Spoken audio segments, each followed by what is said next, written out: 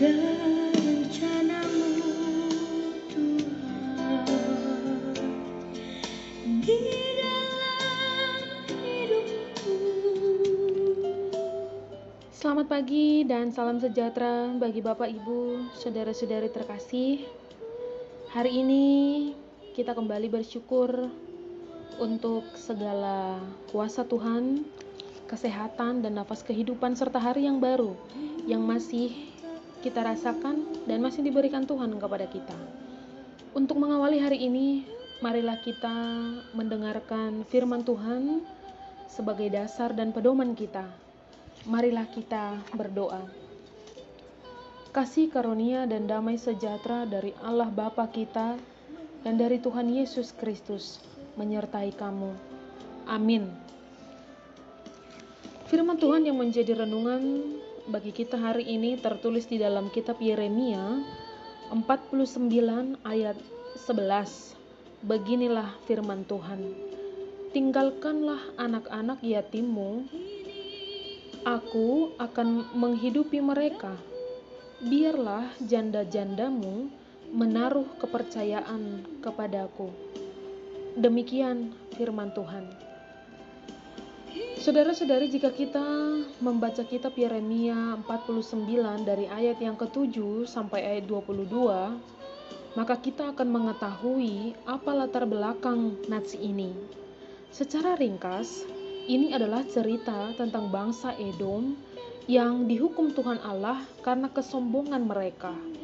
Edom adalah daerah yang subur, yang terkenal dengan kepandaiannya. Mereka mengira bahwa kota-kota mereka yang terletak di atas batu karang membuat negeri mereka tidak bisa ditembus lawan. Akan tetapi, semua akan dihancurkan semudah kota-kota di dataran rendah saat musuh-musuh datang menyerang. Sesungguhnya, kesombonganlah yang menjatuhkan bangsa-bangsa pada hukuman Allah. Seperti contoh Edom ini, karena kesombongannya, dia yang berada di atas akan dihancurkan sama seperti kota-kota yang ada di dataran yang rendah. Pada Amsal 16 ayat 18 dikatakan, kecongkakan mendahului kehancuran dan tinggi hati mendahului kejatuhan.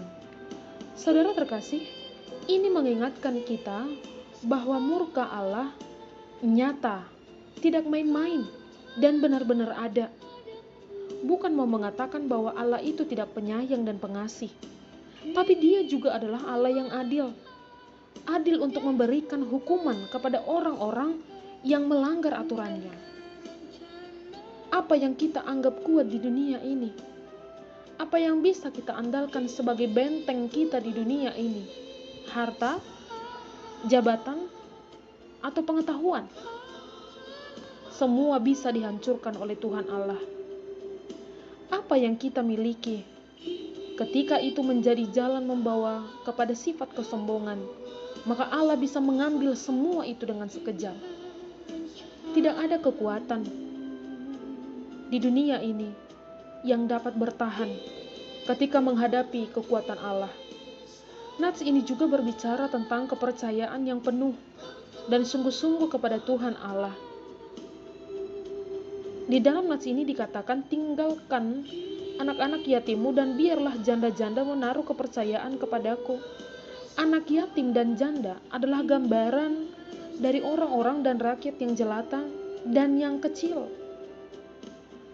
Tetapi sekalipun mereka seperti itu, kecil dan jelata, Tuhan tetap memelihara hidupnya. Oleh karena itu, andalkan Tuhan.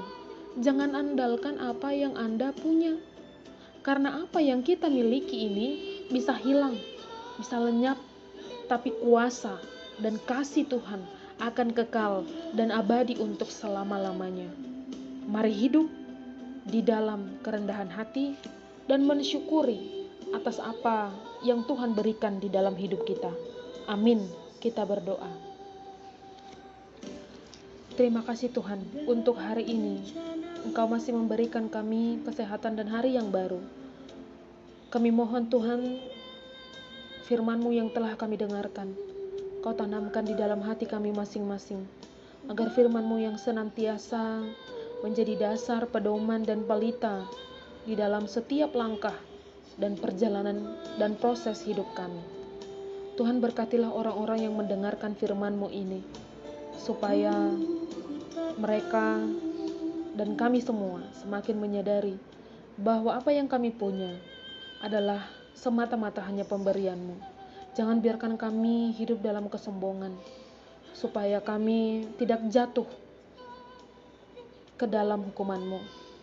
Tuhan, setiap orang yang mendengarkan firman ini, kiranya Engkau yang campur tangan dalam setiap hidupnya, langkahnya, dan pekerjaannya. Berkati juga mereka di dalam keluarganya, Tuhan, yang jauh maupun yang dekat dengan mereka. Tuhan, ampuni kami dari dosa kami, agar kami layak di hadapan-Mu. Dan hari ini, Tuhan, Engkaulah yang senantiasa memelihara hidup kami. Terpuji nama-Mu sampai selamanya. Anugerah dari Tuhan kita Yesus Kristus, kasih setia Allah Bapa, dan persekutuan Roh Kudus kiranya menyertai kamu sekalian. Amin.